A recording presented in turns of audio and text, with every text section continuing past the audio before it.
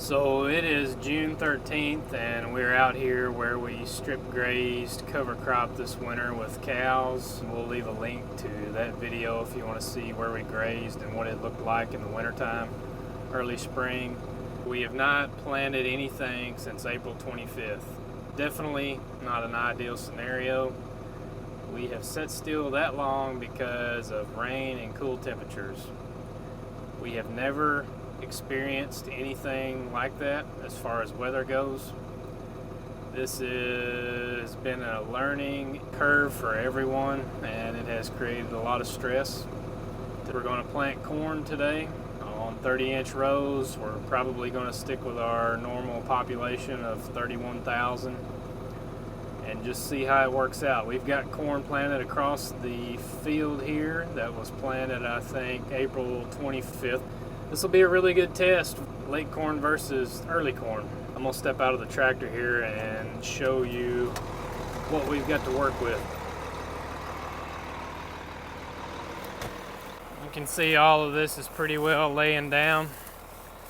The vetch has pulled all of this mature rye down and laid it down. All the oats are under there too, the triticale. It's pretty moist and much cooler than it would be if it was bare. Got the old 4640 in our work clothes today. We've had to pull through a few mud holes where a pond drains. We're attempting to crimp it down in the direction that we're going to plant, but as you can tell, that's not very successful after it's halfway and pretty much already laid down.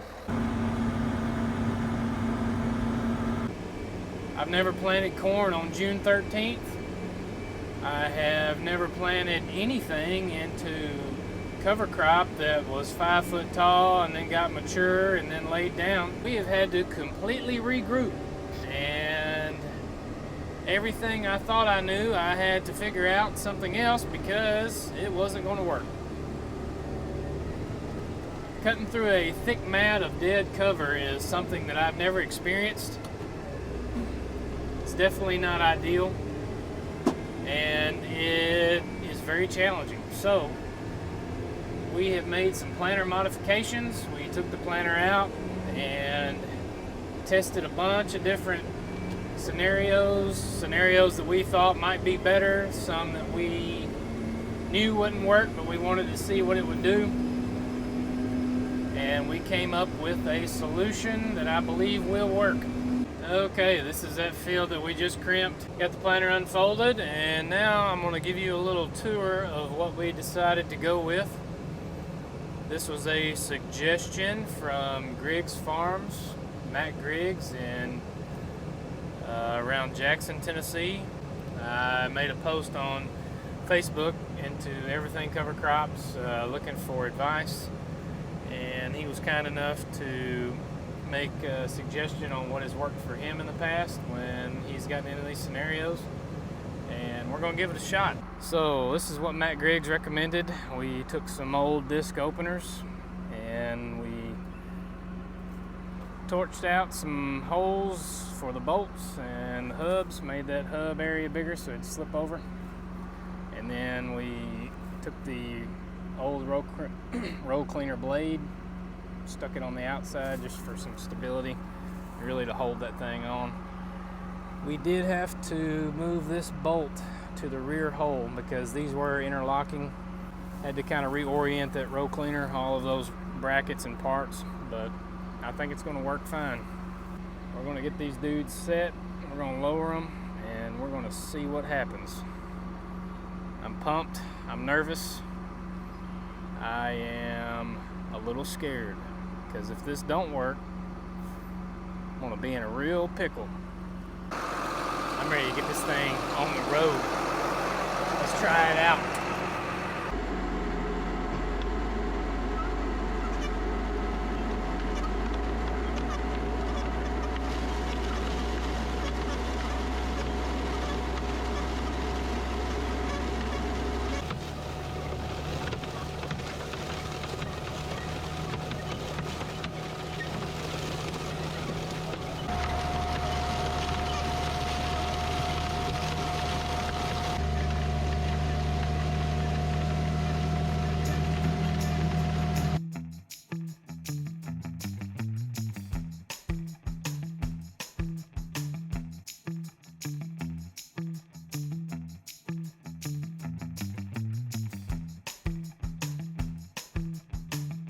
Alright, I just made about a 200-foot pass. I haven't even gotten out to see it yet, so you'll be the first one to see it.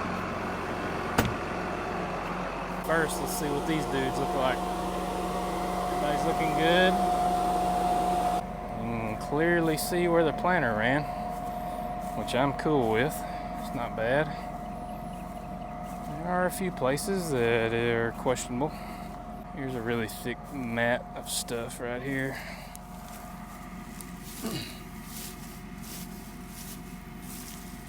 Maybe a little bit of slight hairpinning, but nothing that's terrible. This might work pretty dang well.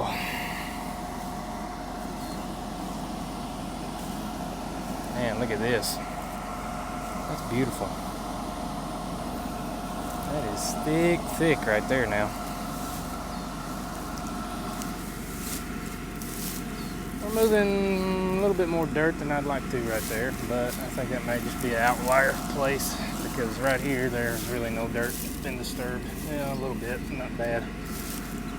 But if that's what it takes to cut through that, let me have it. Now we're back to our closing wheel dilemma, which is better. I've got half Schaffert closing wheels, and I've got half Copperhead closing wheels.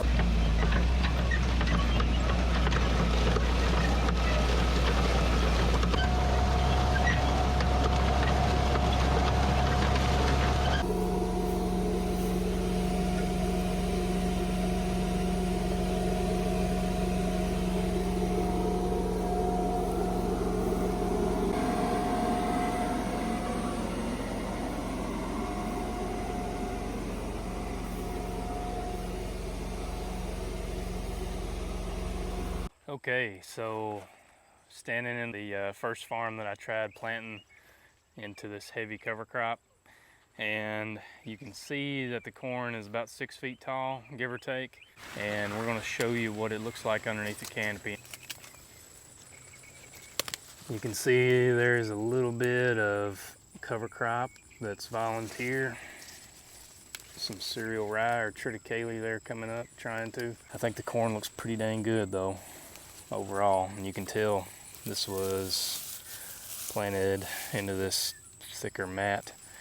I think it's looking really good. I am really happy with this.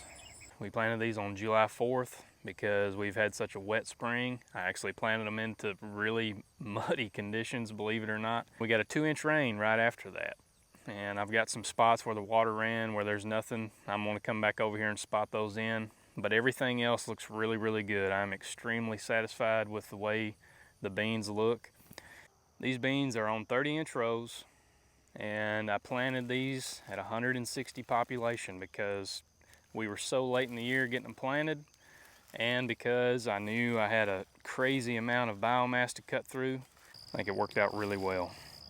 The mat is insane. The mat of trash, of biomass on the ground is very thick, and the ground is really cool and moist under that. That's going to be a great barrier for this summer heat. I want to show you a couple things that I expected, and you can kind of tell behind me the ground is fuzzy green. That's all of the cover crop seed that has come up volunteer from the mature cover crop that we planted into. We're going to come in here today and we're going to take care of all of this volunteer. I can't let this go all summer. I know the rye probably won't get very big, but I don't want the competition there. And there are some pigweeds out here that the cover crop did not smother that have come up. They're really small, so we need to go ahead and take care of them too while we're out here.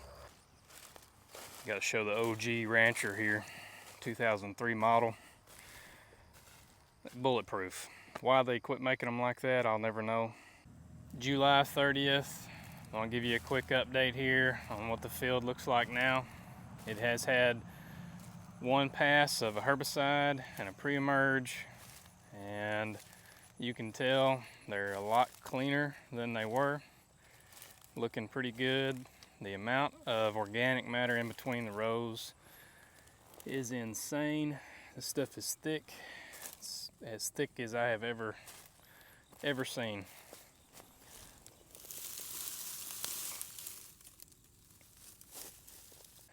Other than a little bit of volunteer rye or trip here and there, they're in pretty dang good shape, I would say. If you like what you saw here, be sure to give this video a like. It helps other people find them. And if you want to stay in touch, follow along with the process, be sure to subscribe to our channel. We'll post updates as time goes. And if you've got any thoughts, please leave those in the comments below. We'd love to hear them. We really appreciate you watching. Thank y'all.